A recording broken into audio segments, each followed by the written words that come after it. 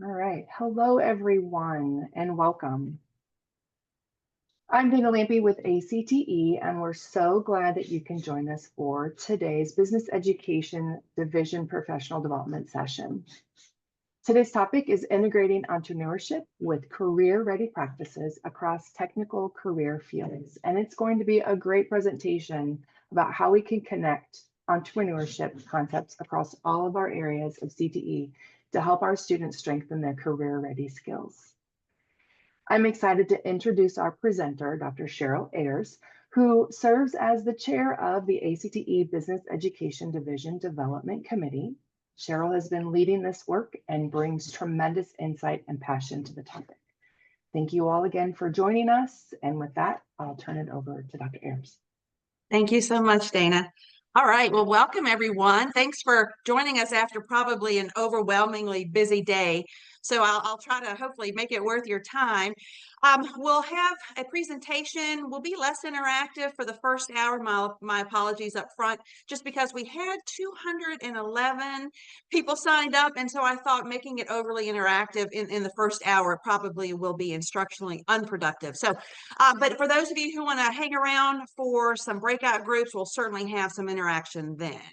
And if you have not shown this video that was produced during COVID by Pharrell Williams and Jay-Z about entrepreneurship during COVID, you definitely want to share that with your class. At the end, it's almost like a documentary of the businesses that were started, and it might be even a nice exercise for them to do some research to see which ones are still in business. And it's a really kind of nice hip hop song in addition. So welcome everyone. Glad you're here. This will be like drinking from a fire hose. So my apologies up front.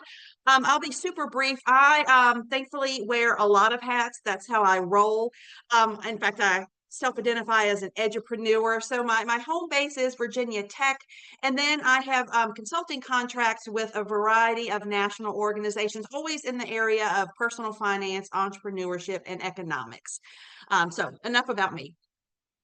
The objectives are pretty clear and straightforward. So this first hour, I'm going to give you way too much information, kind of front load it, give you all the resources you need to go back once you can digest and kind of recover from all of your day's work, and then kind of sift through things. So I just kind of want to tease you with some of the resources so that you'll hopefully come back and take a deeper dive at a later time. But we want to talk about the entrepreneurial mindset, in particular design thinking skills. So the gold standard in my mind is pairing an entrepreneurship course with all of the career clusters, but I know that's not realistic for a lot of schools. So the next best thing will be integrating entrepreneurial content, so concepts, skills, mindsets throughout your existing curricula. As I said, I'll share about 33 resources to get you started. And then I will give you an opportunity to receive the exam resources packages for the U.S. Entrepreneurship Certification exam that I wrote in partnership with America's Small Business Administration and SCORE. And then I've recently released with Capital One, State Farm, about 15 different industry leaders, a personal finance exam. So happy to share that with you as well, even though that's not the point of today's webinar. And then, as I mentioned, we'll take a quick 5-minute break. And for those of you who want to stick around, we'll get into small groups and have some whole class debriefing opportunities and some Q&A, of course. Okay, and I'll say that for the record, I'm happy to do this presentation for various state organizations on behalf of ACTE. Texas just reached out yesterday and has me scheduled for the summer. So obviously, within the constraints of my availability, I'm happy to do this live for your state or your CTSO. Okay, let's start with the top 4 reasons, sort of making the case on why this is important, and why you'll see shortly the national framework agrees with the importance of entrepreneurship. And I would say that the elevated importance as of late for a number of reasons. And I did this top 10 list for ACTE in 2023. So I've given you a link here to take a look. It's also posted on the CTE Learn platform, which you only need a free account, as will this webinar be posted. So feel free, you'll get the copy of these PowerPoint slides. So come back and take a look if you want to hear about the other 6 reasons. But let me cut to the chase here. So think most of you, if not all of you, hear students say on a regular basis that they're interested in starting a business, right? Whether they do or they don't is not really the point.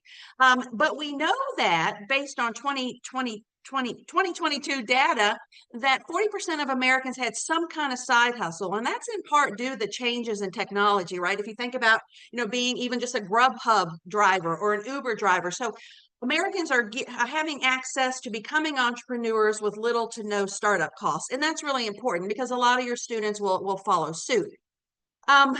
Why this matters for you in terms of your instruction is, again, whether they go on to be entrepreneurs or not, this is an excellent real world contextualized lens to teach whatever it is you're teaching, right? Because whenever you allow students to follow their unique interests, hobbies, and passions, they are naturally going to sit up straighter and show up to class more often. And that's going to be important regardless of the subject that you teach. And we know that by teaching entrepreneurship, you're, again, maybe not necessarily preparing them to start their own business, but employees who have this overarching, more comprehensive understanding of their jobs from that employer's perspective, which is what entrepreneurship teaches them, they're going to be more valuable employees or entrepreneurs if they so choose. Because if you think about it, if you had a business, you would want to hire employees who understood how a business operates. So gives them a competitive advantage in the labor market. And then a really neat part of entrepreneurship is it is sort of that cliched leveling the playing field for impoverished urban and rural areas. These are all at the bottom. Virginia, I happen to be in Charlottesville, Virginia. Virginia high school students who have started a business. The one in the middle is from Wise County. It's one of our most rural western counties where there isn't a lot of economic development. The guy in the middle started a business with his father's push mower. This is, again, like a storybook example. And then he hired his now wife, fiance at the time, to his right. And then these are just some of his high school buddies. And he has since opened up his second business with heavy equipment, excavating. It's actually too advanced for my understanding. But these are just examples. So students are opening businesses and they're interested in them. Another reason to get excited or maybe feel more motivated about integrating entrepreneurship is that it is now almost like a job security in this changing environment, this new innovation and gig economy. And what I'll say and what I'll show various examples of here in the next hour is how you can take your existing workplace readiness skills. So in Virginia, for example, we have 22. The new national framework has 12, but you can elevate that, if you will, or modernize those existing workplace readiness skills with entrepreneurship fairly easily so that you're preparing students to not only be employees, but employers, entrepreneurs, leaders, innovators, and even trailblazers, regardless of the technical career field. And if you take a look at Indeed.com or just some recent job postings, you'll even notice some of those job titles changing. So like foresight manager or innovation manager. And COVID taught businesses a pretty valuable lesson because the ones that couldn't turn on a dime or innovate or problem solve based on the problems that or the challenges that COVID presented, they went out of business, right? And so we know now that employees who have that innovation mindset or entrepreneurial mindset are going to be more valuable and then probably last to be laid off. And so kind of in a nutshell, students that have this entrepreneurial mindset, they're going to have more buy-in as employees to whatever business they work for. And so they then become more highly invested, highly sought after, if you will, in terms of helping that company grow through their own innovative and creative contributions.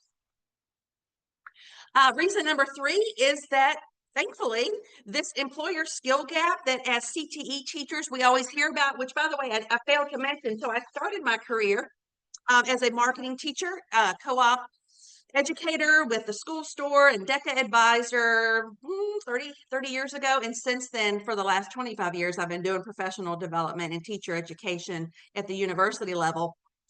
We still have contact with the employers, for example, in Virginia, and they're still saying those soft skills are highly in demand because the workplace, as you know, changes so quickly in terms of technical skill sets.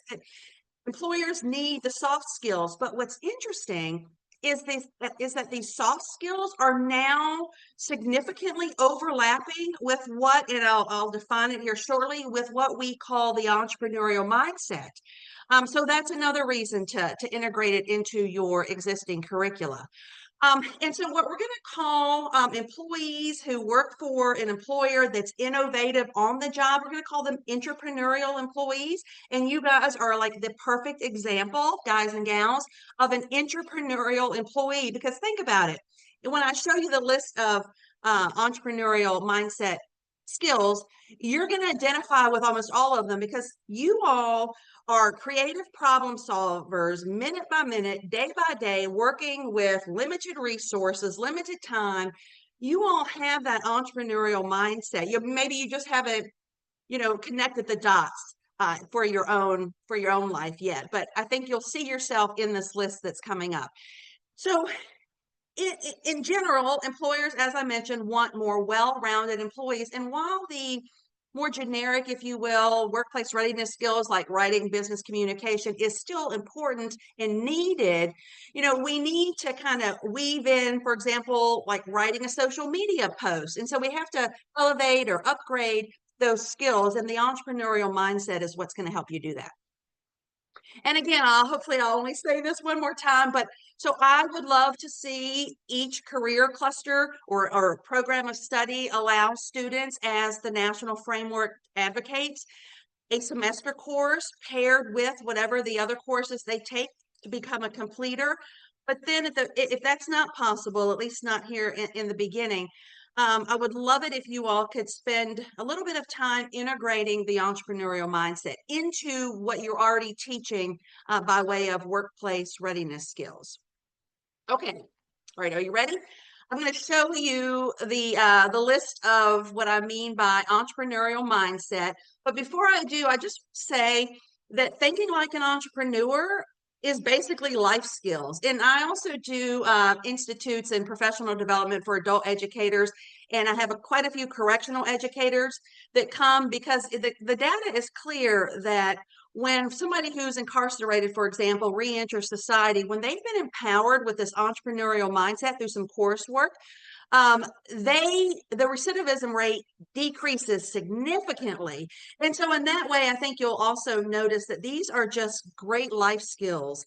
And the other thing I want to encourage you to do, which I did not do as a high school teacher, that was kind of, again, 30 years ago, where there was less flexibility, less active learning. But try to create or recreate your classroom into kind of a safe space for experimenting and practicing with what you're getting ready to see is a pretty exhaustive list of what I mean by entrepreneurial mindset skills, so that your classroom becomes somewhat of a microcosm of the workplace that they'll enter. All right, so take a look.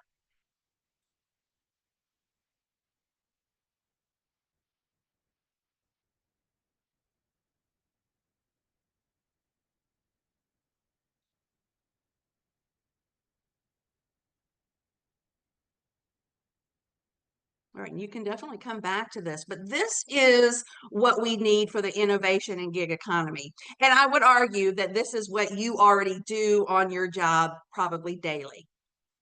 So let me just kind of show you the Virginia 22. And I know I have based this presentation on what we do here in Virginia, but you in your own state have your own list, right? So here's the 22 the workplace readiness skills that we emphasize that our employers in Virginia have told us is what they want on the job. And then I'll show you how this overlaps so nicely with the entrepreneurial mindset. But what I would love to invite you to do is to take this to the next level and integrate what we're going to talk about today. And I'm going to give you some crosswalks for you to kind of get started so that we are modernizing what may be, and I don't want to say antiquated, but have been around for a while, and maybe the word is more generic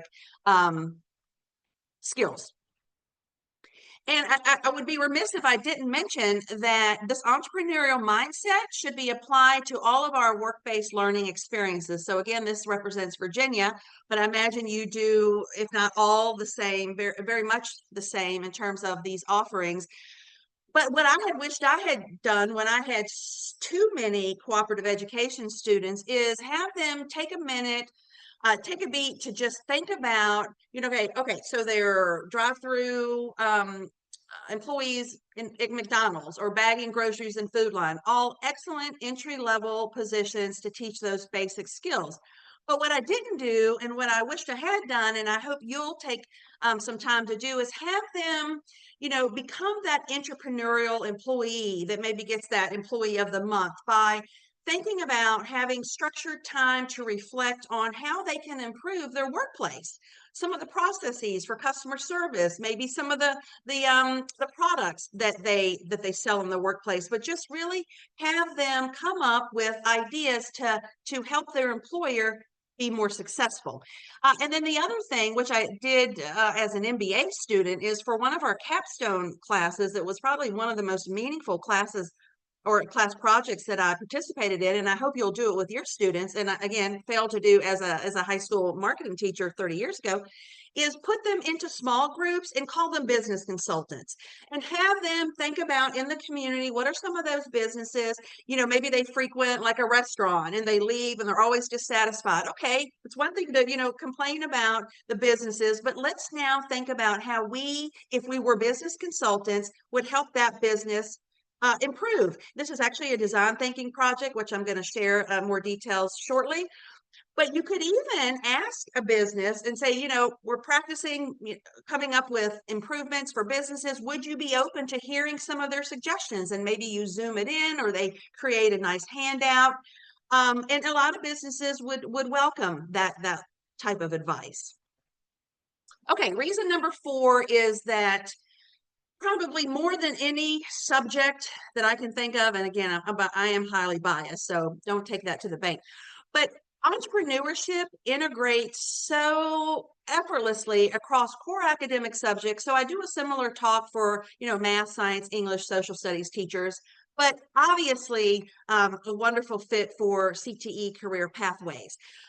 And simultaneously developing workforce readiness skills for that entrepreneurial employee, as well as preparing students for college. There's some data which I didn't include, but high school students that graduate with some level of entrepreneurship instruction, or even better, a certification, are more likely to go to college, have more successful careers in terms of their satisfaction, and stay enrolled and actually complete a college degree. So there's all sorts of benefits to teaching entrepreneurship. But for our purposes, multidisciplinary connection. So any good teacher, CTE teachers included, is always trying to connect it to pre-existing knowledge or prior knowledge. And when you can make those connections, your colleagues down the hall will thank you in the various content areas. As I mentioned, when you have time to digest this, think about all of the decisions that your students will make as consumers, of course, entrepreneurs, employees, but citizens, voters, family members. We're going to talk about like a pitch challenge. Well, think about it. Students are pitching their ideas in your classes to each other, to their parents. You go home to your significant others and you're pitching what you're going to eat. So we're always pitching things, or, also known as persuasive speaking. And so again, there's many connections to tie in. And again, that perks up students and makes them show up for class. And then regardless of the state you're in, it kind of trends come and go, although I'm so glad to have started and continue to be a cheerleader for CTE teachers, because we were doing competency-based instruction when competency-based instruction wasn't cool, right? And now it's kind of back in fashion. But regardless of what your school is focusing on, I know in Virginia a few years ago, we were all about performance-based instruction and assessments. But what I want to kind of plant the seed in is design thinking. I hope, fingers crossed, that in the next year or two, this design thinking that's already in corporate America, the workplace, originating out of California, I think it was Stanford, depending on the source, in the 70s. It started as an engineering process, but now it's integrated in schools, it's integrating across technical career fields, and that's why I want to spend a little bit of time on that. So in case you haven't seen it, don't even try to read any of this. I just wanted to show you this wonderful National Career Clusters framework. The only thing I want to point out just visually, and again, I know that the words are too small because I don't want you to read it, it's taken way too long, is that in that, on the left side, inside that red circle, you'll see the 14 career clusters.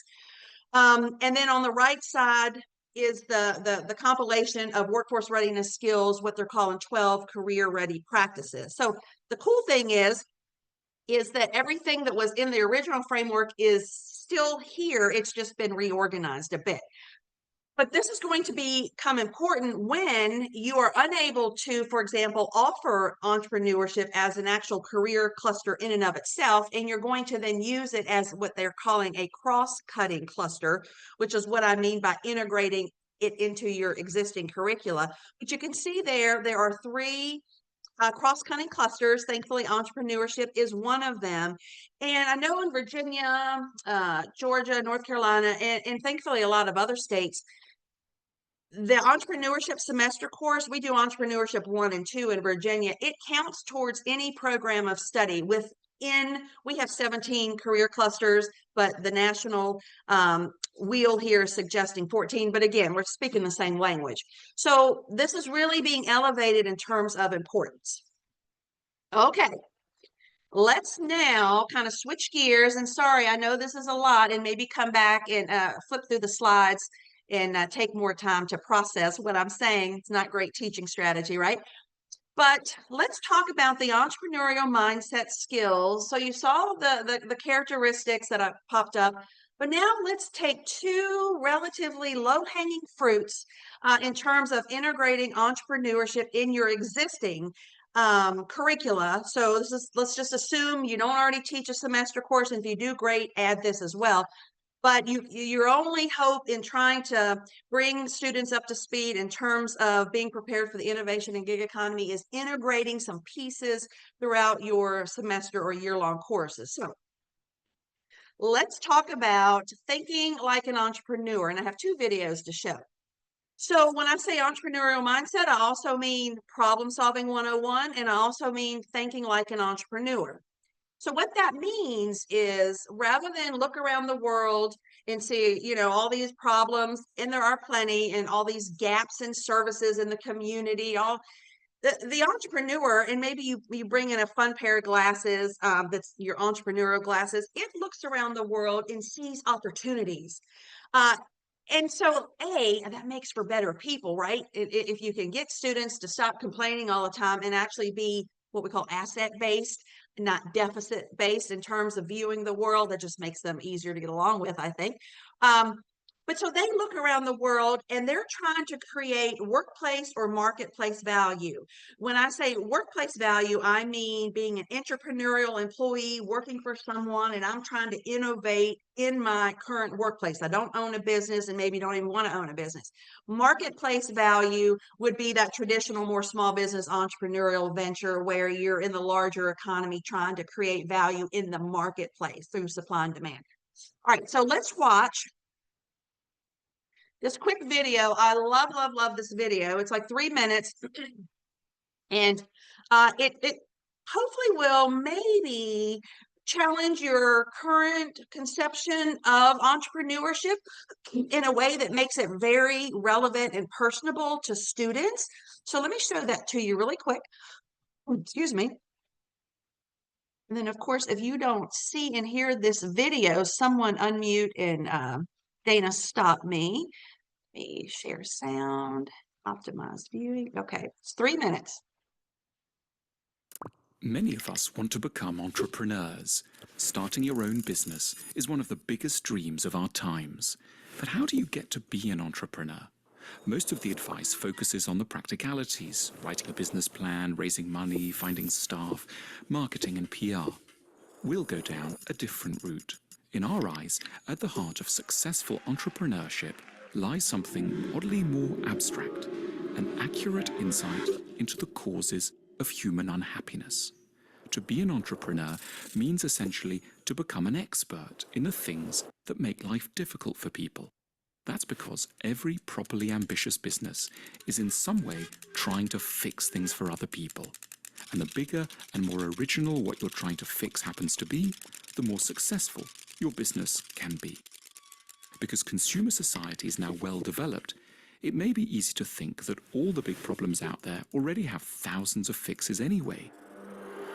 Think of all those car companies or pizza outlets or news websites. We surely have enough of everything. What could we possibly add to what's already out there? But to get a sense of the vast opportunities that still remain in capitalism, all you need to do is ask yourself where and in what areas you're unhappy in the course of an average day. Every unhappiness is really a new business waiting to be born. Your frustrations are a nearly inexhaustible source of raw materials out of which the businesses of the future can be built. So while there may already be plenty of breakfast cereals and t-shirts and cell phones and cab rides for sale, there's so much more that frustrates and depresses us. Think of how difficult it is to get on with one's partner, educate children, cope with anxiety, discover what you want to do with your life, find a nice place to live, calm down in the evening. One could go on and on. Our griefs and irritations are endless, thankfully for the budding entrepreneurs. The biggest first step to take towards entrepreneurship is therefore to learn to study your own unhappiness and what might possibly heal it for you and others. When profits decline in businesses, it's really the result of too many people throwing themselves at trying to fix the same area because they can't think of anything more innovative to do, rather than start a new airline, mobile phone company, or supermarket chain. And by contrast, healthy profits are a reward for understanding and mastering an area of human distress ahead of anyone else. Of course, ideas aren't enough on their own. You need to take care of practicalities and money, but they won't help you if your original psychological insight into human unhappiness isn't sound. And by the same token, if your insight into what makes people unhappy is razor sharp, and your solutions bold, then however difficult the journey, your business will stand a high chance of making money and benefiting humanity too. All right. So hopefully you enjoyed that. And this is actually setting us up nicely for what we're going to learn is design thinking. Get back to my PowerPoint.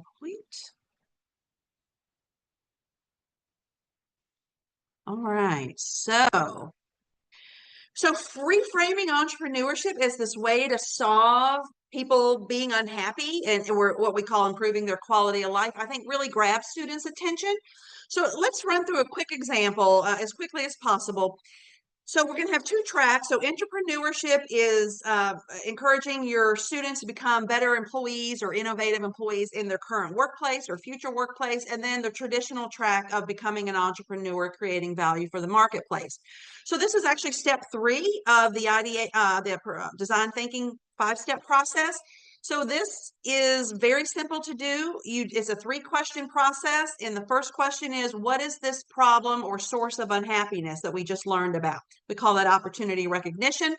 How is the problem currently being solved? And then what's a better solution? And you can see right here that this inquiry-based learning 3-step process can be applied to anything, right? Personally, a literature book where there's a novel and there's a character making choices, it can be applied across the board. Getting back to business, when we think about you as teachers, for example, calming down in the evening, as the video just mentioned. So at the end of the day, teachers are stressed out, right?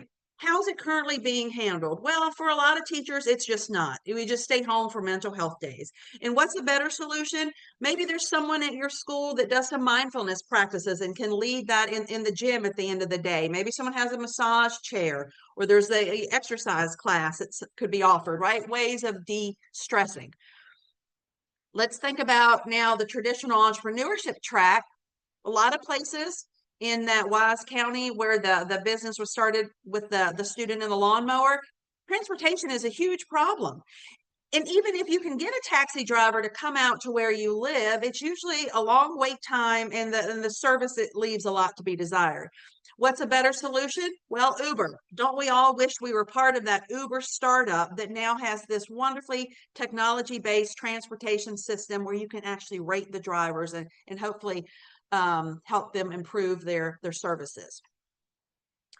So I won't get into this, although I do, again, with the core academic teachers that I try to get entrepreneurship into their curricula as well. But you can take these 3 questions and apply it across the board and come back to it and take a look. K-5 has opportunities in the various subject areas, as does 612. So let's talk about design thinking. So step 1 is empathize, as we just heard. Getting to know what those pain points are is what we call them in entrepreneurship. And then defining the problem or those pain points. And if you mess up step 2, then the rest of it falls apart. And that's partially why, 50% of businesses still fail. And defining the actual pain points is part of that problem.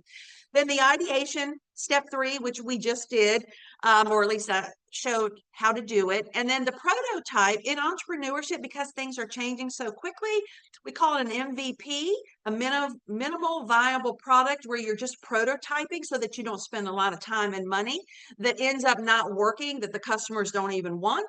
And then the test, and then it goes back around. It's this continuous improvement cycle that entrepreneurs are really good at. So now what I want to show you is another video. I'm going to show you the first one. I just kind of take us out of the CTE world. And sometimes, as you know, when you introduce new concepts, you want to start with the familiar.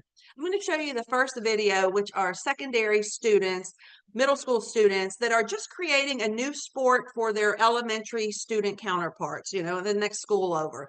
I'm going to show you the first 3 minutes of that because it really shows the importance of design thinking being process skills that students need in their personal and professional lives. The middle one, come back to, it's about an elementary school classroom that's designing a new bike seat using design thinking. And then the one that I think will blow your mind even more than maybe the one I'm going to show you is elementary school based, which is not, the target audience for tonight. But this elementary school classroom uses the 5-step design thinking process to come up with a water filtration system on what's known as World Water Day using natural resources. So, I mean, it's just brilliant. And I think watching one or all 3 of these will really seal the deal in terms of you realizing the importance of integrating design thinking. So let me pull up that video. We'll watch about 3 minutes of this as well.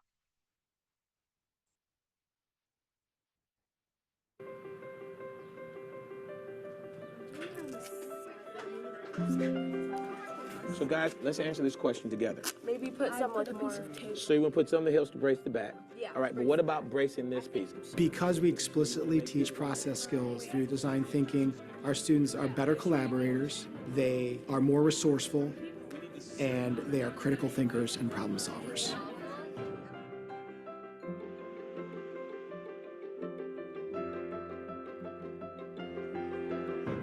We are a public school with a mandated curriculum, and we have standards that we need to deliver. Students need to be literate, they need to know high levels of math, but the ultimate questions we're going to be asked by future employers is, can this person work well in a team? Does this person have the ability to problem solve and critically think? So those are the things that we can refine and enhance with the design thinking process. How you coming over here, guys? Design thinking was something that my teaching partner and I were exposed to a few years ago. We thought it was fantastic to try and help our kids frame problem solving. That's a great first question, you guys. I like that. We are looking at how do we get them into a small project that includes design thinking as a theme, where they're going through learning how to work in a team, learning how to ask good questions and dig deeper into the problem. What's assessed are process skills. The students are graded on teamwork, Maybe you could do it like this. on managing projects. This comes down. Roy's doing roller coasters, I'm doing invent a sport. We want to start with broad questions and work our way down. Through this design thinking process, we want inquiry, ideation, prototyping, and then testing. We start with inquiry. Getting started on your sport, you have to know your audience. You have to be able to design it for them versus yourselves, okay? Would it involve a lot of skill? We decided we're going to focus on the 3rd and 4th graders and try to create a sport for them.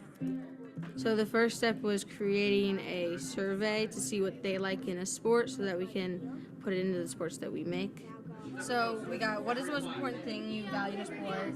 He lists 2 things you want to see in a new sport. Oh, do you prefer a game that uses animals, like horseback? Oh yeah.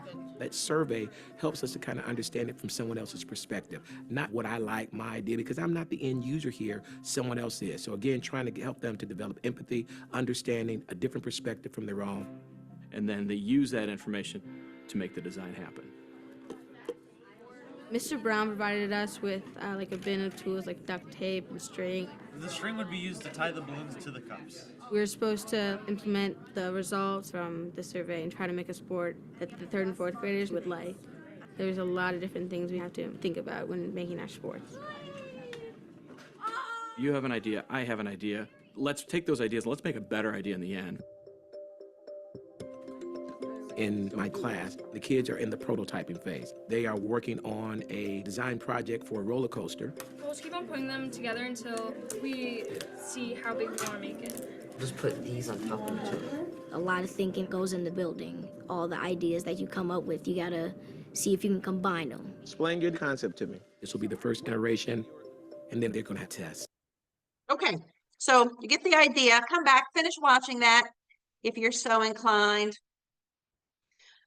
But I think it feels like it's probably, like maybe TMI or just a little bit too much. But really, the steps are pretty intuitive for students. And in terms of your instructional lift, I think that you can easily do bits and pieces of this without too much trouble. So hopefully you see my PowerPoint slides. We're going to keep on going.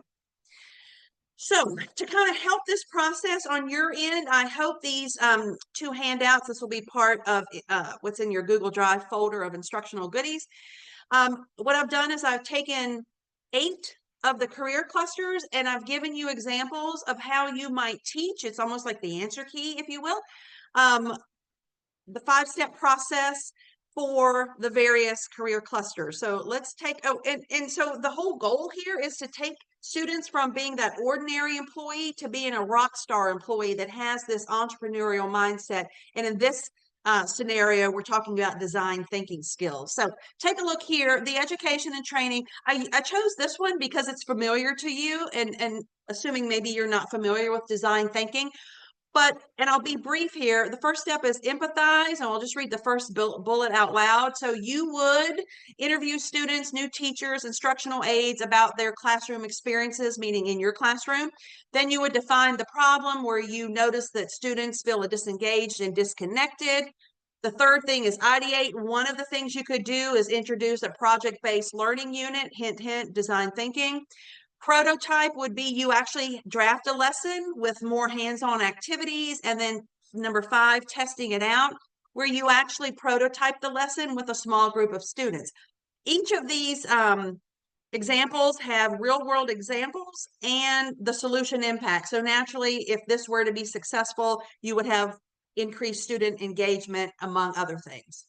So another example in this 2-page handout that you'll get is marketing. So the problem is having an effective social media campaign for a new product. And so maybe your marketing students, step 1 is, well, let's just read for kicks the second bullet. They observe online behavior and comments on a competitor posts. Defining the problem, they notice that customers are not engaged with a new product launch. 3, ideate, second bullet. Interactive polls, stories, or giveaways they experiment with in terms of boosting engagement. Number 4, the prototype. They actually design these sample posts, and they have some kind of content calendar where they're recording the frequency and the tone and the variety of platforms that these posts show up on. And then the test might be where they monitor the likes, the comments, the shares, the click-through rates, etc. And then there are some real world examples where you could use like HelloFresh, for example, as a case study, because they actually were a company that publicized their use of design thinking to improve their interaction with customers. And then naturally the solution impact would be product engagement, enhancement, visibility, etc. Okay. I'm going to share with you a design thinking rubric, because if you're like me, sometimes it's easier to work backwards. So if you look at the 3rd column, what does it look like when a student is an expert in demonstrating each of these steps? I think it'll kind of help cut to the chase and help you learn to integrate this into your classes, with the least amount of words as possible. I also want to share this one lesson with you. Come back and click on the link, not because of the topic necessarily, although it's a structured design challenge where students are tasked with reducing waste in food, whether it's home, school, or in the community. But what I love about it from the teacher perspective is that it walks you through each of the steps in a way that's almost teaching you how to teach it. So design thinking is really popular in environmental and social entrepreneurship, but these process skills, I think you would agree, are important regardless of your technical career field. And so creating some kind of design challenge is kind of similar to a pitch challenge is really engaging for students and teaches a lot of valuable skills. There's a teacher in Wise, Virginia, near Virginia Tech. She calls her design challenge, which is her students practicing those 5 design thinking steps, throwing shade. These 4 young men, the problem they solved was in that part of the state in the winter, they lose power and can't afford the expensive generators. And their solution was using a solar panel as a generator. And they actually used their 3D printer to come up with a container where this solar panel would be housed in and sold in. So all sorts of easy, fun ways to integrate a design challenge so the students can show off their design thinking skills. And I'll say that at the university level, Virginia Tech, I'm proud to say, I'm a huge proud Hokie.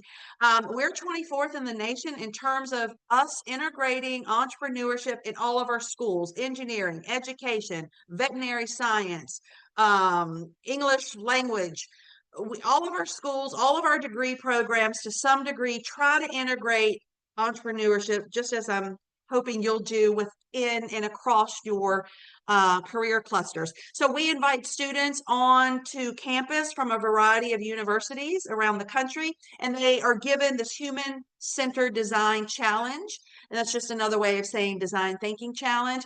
And this one came out of Stanford. It's a 2-minute video if you'd like to just see the highlights. Where thankfully we're all living longer, and so how do we as a marketplace react to that in terms of new goods and services?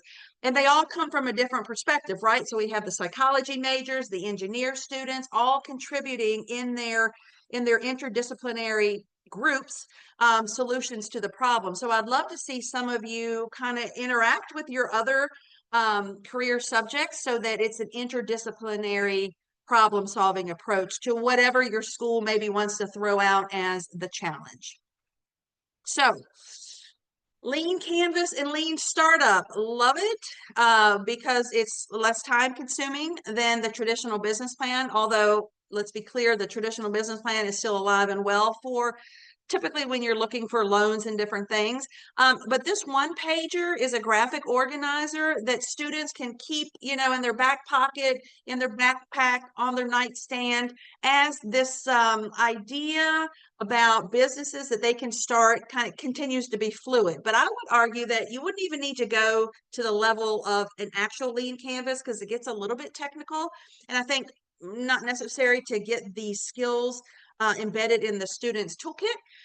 So I've created what I call a dream sheet. And so really you just need the problem, the solution, the product description, customer description, competitive advantage, and then playing around with a little bit of the numbers, the revenue and expenses for anything, including the infamous coffee cart that a lot of schools use as a school-based enterprise.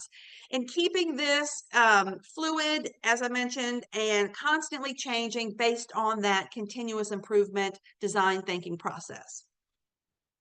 And the cool thing is, so I color code the dream sheet, the 1-page graphic organizer to match the PowerPoint slides, just so they just cut and paste into the slide deck, add some clip art, and boom, you've got yourself a pitch challenge that you can have happen on a Friday. It can be within your class. It can be in competition to other classes. In fact, I do in Virginia a lean pitch challenge on Zoom where teachers send me their top 2-minute recording of one or more students' pitches.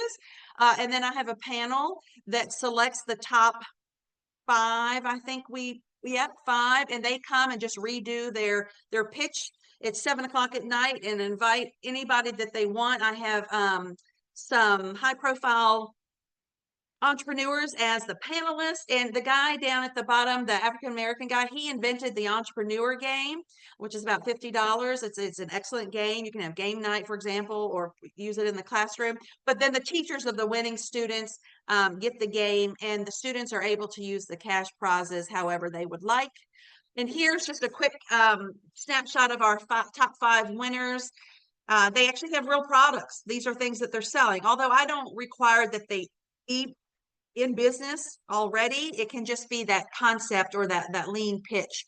It could be fictional. So with that said, here's kind of like maybe the secret sauce on becoming that rock star teacher. So if you have students kind of dream up a real business that they're interested or maybe have already started, or a fictional business that they have no plans on starting, but it's still interesting to them. You know, everybody wants to be an influencer, for example. And it can also be each student has their own business, or it could be that coffee cart class business. And how it becomes important in across career clusters is that it becomes that real world lens, or that touch point, as I call it, for you to kind of keep coming back to throughout the semester or year-long course that you teach within your technical career field. So if it's the coffee cart, maybe, you know, the whole class business sort of dreams about having an actual cafe down the road. Talking about the construction career cluster, maybe it's that student who wants to be a handyman on the weekends or handy woman on the side. A salon cosmetology graduate works for a while, but also wants to make some extra money, maybe in his or her basement on the weekends. So using that to thread throughout your content, always bringing it back to this one-page dream sheet, is really great learning and cognition 101, in that we know new content sticks when it's connected to either life experiences that the students have had or learned prior knowledge, which is what this dream sheet would provide. And as the old saying goes, giving students a place to hang their hat in terms of this content that you're teaching in your career cluster on something familiar, which would be this dream sheet, really is powerful instruction. And I would say, as I do too often, that entrepreneurship is that touch point for every subject. Okay, now I'm going to have to talk even faster if you can believe it. All right, we got 12 minutes. Here we go. So what I hope you'll do is start to think beyond the traditional careers you're preparing students for, within the framework of the innovation and gig economy, while pulling in their unique interests and skills and keeping in mind the local, state, and national market needs, or do some kind of gap analysis. So it's not just dreaming pie in the sky, right? In particular, what I'd love for you to think about adding to your instruction is, regardless of your career cluster, think about it and be intentional, as I assume you are. What are those entry-level jobs that they're going to be able to do by just being a graduate of your high school CTE program? And just add this extra layer of, okay, great, I'm going to give you some examples. What then are also some related gig opportunities or entrepreneurial ventures that would require minimal startup cost, that might blend this technical training that you've provided for entry-level positions with opportunities in the innovation and gig economy? So for example, let's think about construction. Okay. Hopefully, for those of you who teach that career cluster, they come out and they can be employed as a construction laborer. Well, let's take it to that next level and also encourage them to think about being a handyman or handy woman. The supply chain and transportation career cluster. Okay, maybe they get their truck driver license. But let's also now think, if times get tough, how can they use their skills to make some more money as an Uber driver? Let's skip down to the hospitality, events, and tourism. Maybe they come out and they are a banquet server. Being a caterer or a professional chef on the side is a wonderful opportunity that may or may not even become their full-time career, right? And then you can go through and take a look. The salon assistant maybe has a mobile hair cutter agriculture, greenhouse assistant, something as simple as growing vegetables and taking them to the community market is extremely lucrative for some people. And you can do the same with the cross-cutting clusters. So come back and kind of study this when you have more time. I love that the national framework also has some examples. The pink colored section of each handout has some ideas, just as we talked about the management entrepreneurship cross-cutting cluster. I know you can't read it, but it says, in this project, a learner is creating a business plan for a pop-up cafe that operates during community events. So it does a similar kind of extension as we just did. So in your free time, as you're trying to fall asleep tonight, if you can't, think about, here's your homework, courses you teach, the entry-level jobs that they're prepared to do by graduating from your high school program, and then take it one step further. What also could they do by way of gig work on the side? All right. I'm going to have to talk a little bit faster. My apologies. This really should have been a little bit longer than an hour, but 12 career-ready practices. Here are 2 crosswalks that I'm going to give you. You can edit it. It's not a PDF file because I want you to make this your own, but I want to use the example of Virginia. First column is the entrepreneurial mindset competencies, basic entrepreneurial mindset skills. The middle column is what we teach in Virginia. You would substitute this with what you teach. So we have 22 categories. And then the last column is this new 12 career-ready practices that is in the ACTE framework. Let's just pull out the 2 lines that are highlighted. So when we talk about describe the cost and benefits of being an entrepreneur, in Virginia, that meets the workplace readiness skill of career and life management, critical thinking, problem solving, work ethic, integrity, etc. The new 12 career-ready practices, the 2 that it touches upon is navigate an education and career path aligned with strengths, work style, interests, and goals, and remain resilient in a changing workplace and world of work. I'm going to stop there, but what this helps you do is find places in your existing curricula to pull in some of the first column, which is basic entrepreneurial mindset skills. So this will take a minute for you to kind of connect the dots, but hopefully once you get this fleshed out, you'll be able to sprinkle it in your instruction. In case you like a different organization, here's another crosswalk where the first column would be your workplace readiness skills. So it's our 22 in Virginia. So just delete those, add your own. And then some sample buzzwords for the entrepreneurial mindset. And then some more examples of how that can take to the next level in terms of connecting students to really reasonably realistic opportunities for gig work. So let's just take the first one. Demonstrate initiative and self-direction. That's really touching on the skill of opportunity recognition from an entrepreneur's perspective. And so here's the example. A handyman notices during home repairs that customers struggle to organize their garage spaces, myself included. So she or he researches simple garage organization solutions and creates a small add-on service. Right, so stretching it into something that's it's interesting and personal to the student's pursuit of a technical career field. I've given you another slide on this coffee cart. For example, the first one, demonstrate listening and speaking skills. Well, that's just simple primary market research, and maybe students, before they roll that cart down your high school hallways, survey teachers for the coffee flavors and time of day they prefer to have a coffee service. So you can go through and take a look at the rest of that. Another thing I did is, I hope this will be helpful, is I took those 12 career-ready practice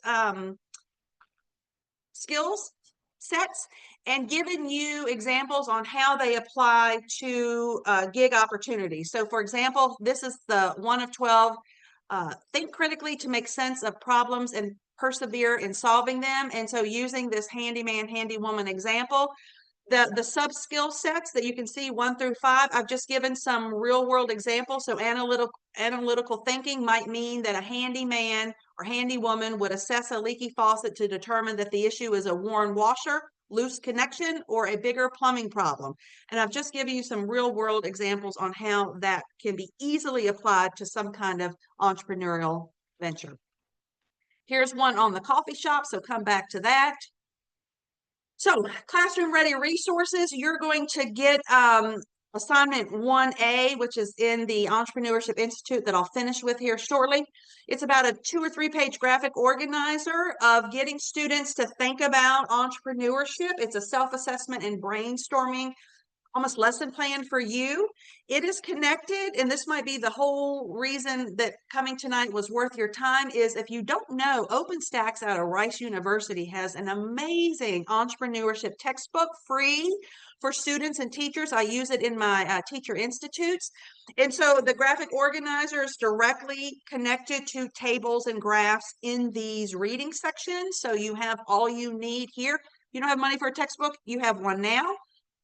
And you can kind of pull out parts of this kind of 3 page graphic organizer and just pop in some clip art, and you've got a wonderful worksheet. So use these materials to suit your learning objectives. And then I'm giving you another handout of about 33 critical, important, introductory resources for design thinking, lean canvas, and just some motivational videos to show your students. Okay, so 4 minutes. So I'll be brief on this.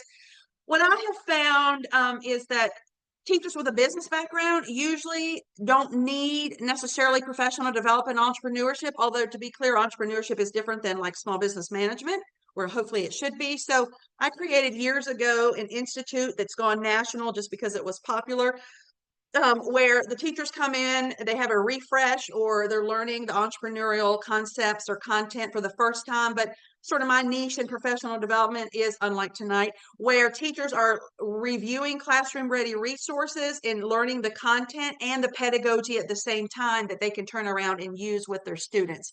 So there's part A and part B. Part A is 25 hours of what we just talked about, where you can actually breathe and process and think about.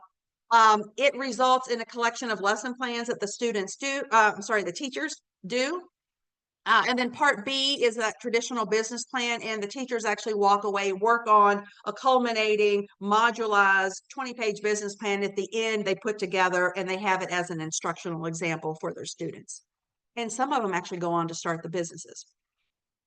I don't know what I want to say here. It's 400 resources. It's 10 live Zoom classes. You can always watch the recording. There's opportunity for breakout groups like tonight. I invite guest speakers. Some of them are high school students. And then for $135, which I thought was a scam in the beginning, you can get undergraduate or graduate credit for licensure, attainment, or renewal. You can come back. Here's how the Institute's laid out. I try not to waste any time. Everything's tightly woven together. I actually do this for adult educators and immigrants and refugees. These are the stories that bring me to tears, but a lot of good work going on in entrepreneurship in adult education. Here's some participant comments. Always makes me feel like I'm bragging, but in case you need some evidence on maybe why you should join us. And this is the exam that I wrote in partnership with SCORE and America's SBDC, and it's supported by various organizations. But so the Institute is aligned with the exam so that we don't waste any time. So teachers are equipped to teach a semester or two of entrepreneurship in a way that results in students actually passing this exam. The national pass rate of about 1,600 students is 85%. Partially because the exam resources package is pretty robust. And this is where I want to invite you, if you're interested in having a preview copy of this, you just couldn't use it unless you adopt the exam. I had to get copyright permission from CTEX, which is who administers the exam currently. But I'm happy to share this with you. I'll give you an opportunity to let me know in a minute if you would like follow up with that.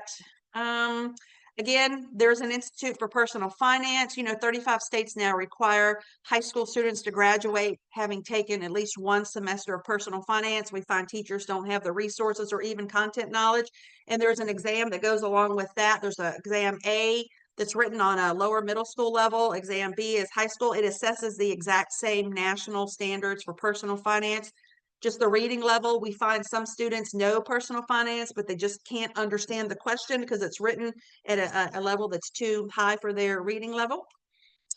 And to wrap up, here's the golden ticket. The secret to success for preparing your students is to help them find, and I would hope for yourself as well, something that they love to do so much that they can't wait for the sun to rise and do it all over again. And maybe that's not every day, but that's more days than not. So I'll close with, I also do a Social Entrepreneurship Institute for the National Council for the Social Studies, which is the equivalent of ACTE for social studies teachers. I only bring this to your attention because if you're, obviously, I think I'm going to change the title just for middle and high school teachers, because if you're a CTE teacher, you're welcomed, especially if you're into the service learning part of CTE.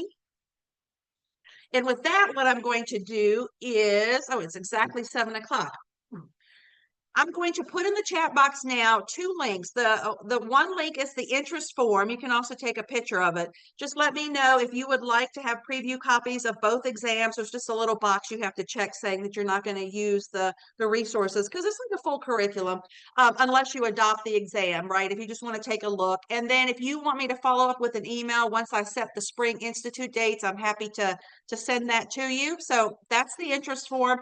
And then I'm going to give you a link to the Google Drive folder that has all of the things I just discussed. And then, of course, if you have any questions, reach out to me, Cheryl42@vt.edu, and we are going to take a quick break once I get that done. For those of you who want to do the breakout groups, come back in about 5 minutes. We'll get that started. And that's all I've got. Cheryl, there was one question in the chat. Okay. Well, there was a few things in the chat, but this one stuck out. The question is from Joshua: is this strictly for technical educators in the United States? No, I have people from all over the world attend these institutes. Interesting question. Thanks for asking that.